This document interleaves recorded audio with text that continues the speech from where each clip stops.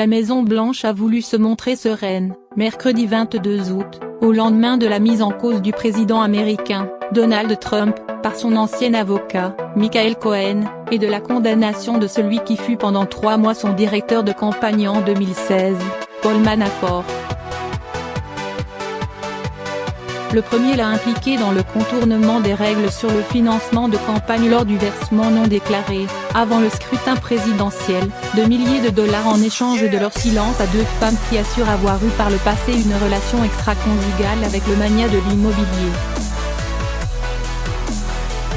Le second a été condamné pour des faits de fraude bancaire et fiscale mis au jour par l'enquête du procureur spécial, Robert Mueller, sur les interférences imputées à la Russie pendant la présidentielle. Le président n'est pas du tout inquiet.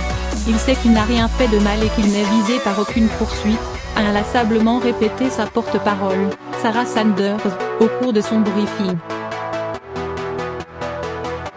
Elle a, en revanche, balayé la question de savoir si le président avait menti aux Américains en affirmant, en avril, avoir tout ignoré de ses versements d'argent, avant de faire machine arrière.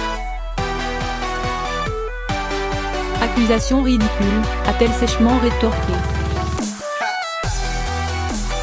Sollicité mercredi par la chaîne conservatrice Fox News, Donald Trump a contredit son ancien conseil en assurant avoir été informé plus tard de ces transactions secrètes et non au moment des versements.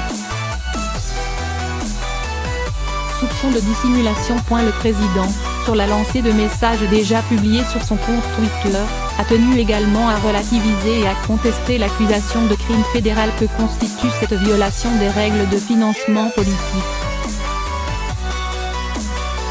Après avoir répété un argument marqué par ses soutiens depuis la veille, l'amende infligée en son temps à l'équipe de campagne de Barack Obama pour n'avoir pas déclaré des dons dans les délais lors de la campagne de 2008. Il a assuré que les